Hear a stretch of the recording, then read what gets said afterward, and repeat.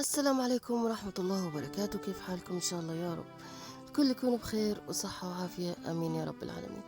الجزء الأخير، الجزء الثالث والأخير، شخير مراتي حيجنني. إيناس نايمة تحت تأثير المهدئ قدام التلفزيون وبدأت تشخر بالتدريج. نجوى الضيفة كل شوية بتبص عليها وصوت بيرتفع لحد ما وصل على أعلى مستوى من الشخير كاخ كوخ. نجوى بدأت تخاف، مش متخيلة اللي بيحصل ده قدامها، إنه إيناس بتتحول لكائن غريب بشري في الليل. جسمها بيرتعش كله، بتمسك الريموت، ريموت التلفزيون، هي مرعوبة وبتقلب بالقنوات، بتلخبط بالقنوات بجنون لحد ما وصلت قناة القرآن وبتعلي الصوت وهي بتردد آية الكرسي من كتر الرعب والخوف اللي كانت فيه. إيناس صوتها بيتحول لط... لطائر لطائرة طائرة حربي طائرة جوية تخطف الفون وتجري بيه على برا الشقة. آه، بت... بتسيب الباب مفتوح وعينيها على الأوضة اللي نايمة فيها بنتها الطفلة الصغيرة. تتصل بشهاب جوزها: ايه يا شهاب، انتوا فين وتأخرتوا كده ليه؟ احنا لسه في الشقة يا نجوى، بنتفق مع الناس اللي حينظفوا الشقة إن شاء الله. مش مهم تتفق دلوقتي، تعالى حالا البيت. ليه كده وفي إيه؟ زهقت يا شهاب وإيناس نامت. إيناس نامت وسابتك وحدك ليه كده؟ شكلها مرهقة، سيب كل حاجة بإيدك وتعالى بسرعة، أرجوك يا شهاب بسرعة. حاضر يا نجوى، حاضر، أنا حاجي بسرعة. هاني وقف جنب شهاب وسمع جملة إيناس نامت واتخفض وقال له: إيناس نامت؟ قال له آه. طيب يلا بينا بسرعة.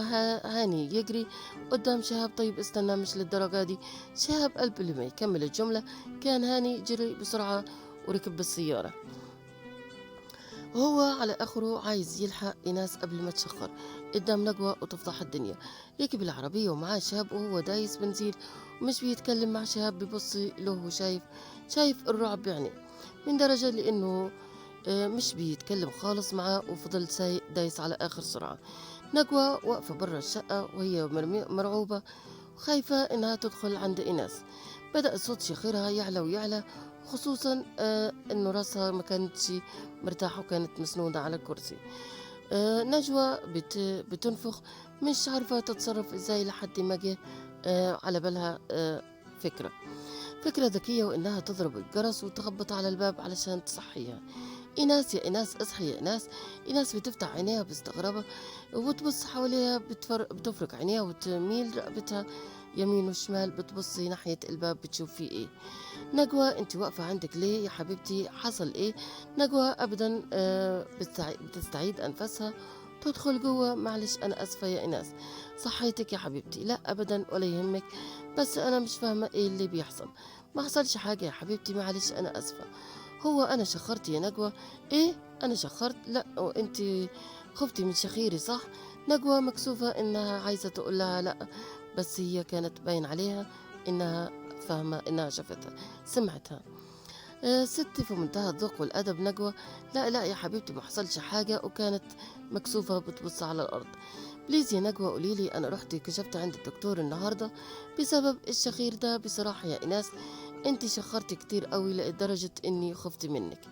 ايناس عيونها بتدمع وبتحس بالكسرة والكسوف، ونجوى بدأت تبص عليها بشفقة: انا اسفة يا ايناس، انت اللي خلتيني اقول انا اسفة لك يا حبيبتي. هو انت اللي عملتيه فيا؟ عملتي كده ليه؟ هو الشخير ده من زمان، بالعكس ده ملوش 5 أو 6 شهور بس. يعني جديد، يبقى أكيد له في سبب، وأكيد الدكتور حيعرف إن شاء الله. دكتور أنف وأذن وحنجرة قال: لو النقط دي ما نفعتش اعرضي نفسك على مختص الجهاز التنفسي. طيب احكي لي من البداية، ايه اللي وصلك لحد كده؟ نجوى وإيناس قعدوا قعدة صفا، بدأت إيناس تفضفض ليها، تحكي ليها وكانت مرتاحة لا خالص، وزاحت من جوا كتير قوي من اللي على قلبها. بعد ساعة إلا ربع من الرغي والفضفضة، ونجوى الطيوبة عيونها بتدمع علشان إيناس: يا حبيبتي صعبت عليا والله، واعتبريني إنه ربنا بعتني ليكي بالوقت المناسب، ومش حسيبك إلا لما ترجعي زي الأول ولا وأحسن.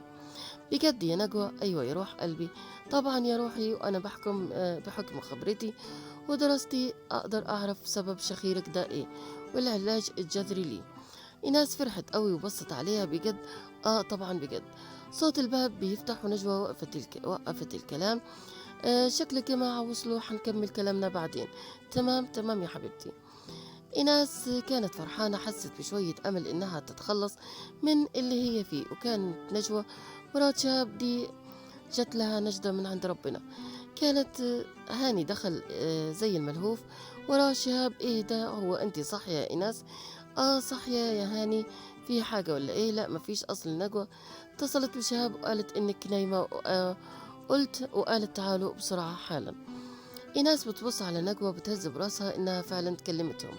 إيناس بتقول بتدخل أوضتها متضايقة وغضبانة. حست إن نجوى حكت لهم في التليفون إن إيناس كانت بتشخر. قالت لهم تصبحوا على خير. نجوى فهمت إنها زعلت أو بتشك إنها قالت لهم إنها كانت بتشخر. هاني بيبص لنجوى.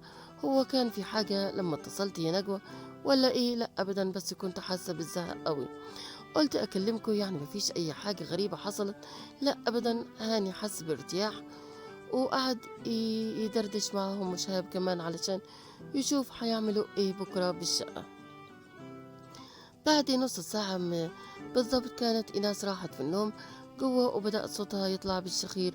كل ماله بيزيد وصوتها بيعلى بيعلى قوي. آه نجوى مكسوفة وشهاب بيبص حواليه بيشوف ايه الصوت اللي جاي. بص هاني وكان بنص هدومه، ما يعرفش ان نجوى كانت عارفة ومحرجة من شهاب بيسأل. شهاب بيسأل ايه الصوت الفظيع ده؟ صوت ايه يا شهاب؟ في صوت كده زي ما يكون حد بيشخر. الصوت ده كل ماله بيظهر ويزيد. وهاني بدأ يتعصب. هاني بيقوم من مكانه بشكل متهور مش طبيعي، ويدخل الأوضة ويزعق في لإيناس ويصحيها بمنتهى القسوة والقرف. انت يا إيناس، انت يا بني آدمة، انت يلي ما بتحسيش. ايه يا هاني؟ حصل ايه؟ حصل مني ايه؟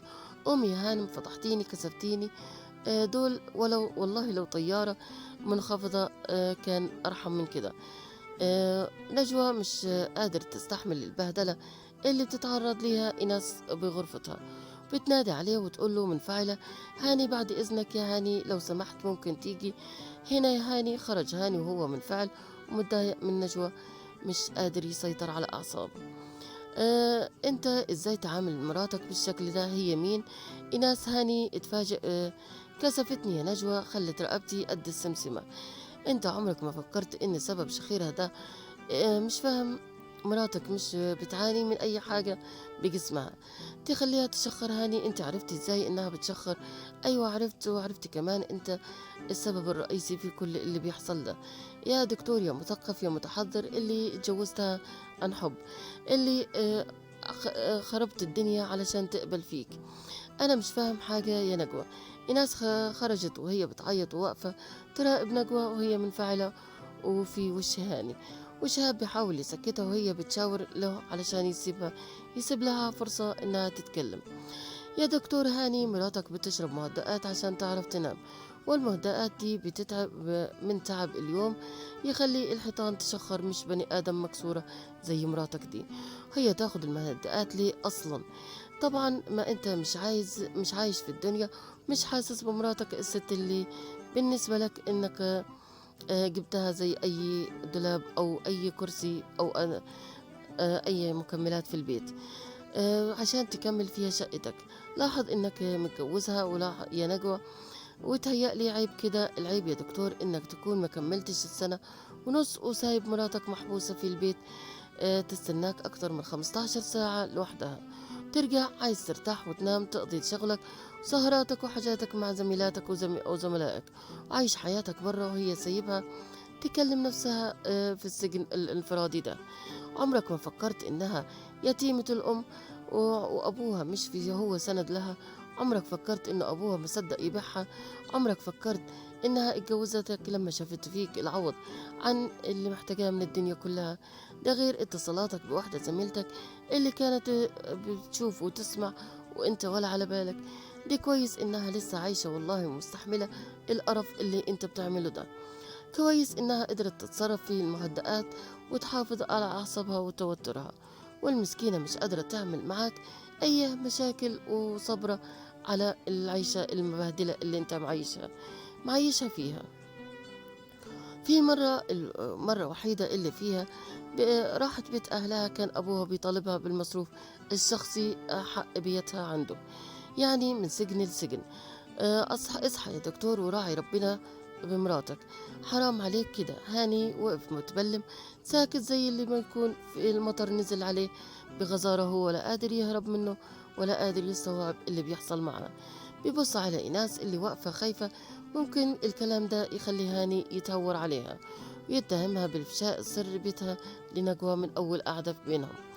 نجوى مش قادرة تستحمل كل الإهانات دي، مش قادرة تصبر لحد ما تتأكد من إن المهدئات سبب شخير ولازم تفجر كل حاجة، مهما كان رد فعل أو حتى رد فعل شهاب جوزها عليها بسبب تهورها ده. هاني بيبص وراه على إناس، لقاها واقفة بتبكي ونجوى بتبهدل بيه، ونجوى راحت عليها وسكتتها وقالت لها خلاص ما فيش حد يستاهل دمعة منك. هقول لك حاجة يا دكتور هاني، وبعدها لو عايز تطردني من بيتك آخر همي اطردني، المهم إني أريح ضميري. هاني بيشاور بإيده ويهز بدماغه، خلص كملي، ما انتي بهدلتيني واللي كان. فكر كده تاخد اجازة ولو 10 ايام من شغلك وتهتم فيها بمراتك وتخليها تبطل المهدئات دي، ووجودك جنبها حيغنيها عن اي مهدئات بالدنيا. حتلاقي مراتك تدريجيا بطلت الشخير، حتلاقيها رجعت إيناس البنت لكيوت الهدأة الرومانسية اللي حفيت علشان تتجوزها، رغم إنك تأخرت كتير في الجواز. آه خد إجازة يا دكتور هاني وقرب من مراتك واعتبرها بني أدمة زيك، بتحس وتتأثر واهتم بيها لمجرد إنها مراتك وحبيبة عمرك. نجوى سكتت وبصت على هاني، وبدأ نجوى استأذنت إنها تروح تنام. بعد إذنكم تصبحوا على خير. شهاب وقف مكسوف مش عارف يعمل إيه، وهاني مبلم من نظرات الصدمة. وشهاب بيستأذن عن إذنكم، أنا آسف على اللي مراتي عملته. هاني كان محتاج حد يوجه ليه كلام ويحسسه بغلطه قد إيه هو مستهتر ومقصر في حق مراته، أكيد قد إيه كان بيعاني من مراهقة متأخرة. هو بيراقب الدكتورة غادة كل يوم وكل يوم، قد إيه كان سخيف مع مراته اللي هي إنها عارف إنها يتيمة وإنها محرومة من الأخ، وأبوها إنسان جشع ولا يطاق، وهو جربه أكتر من مرة.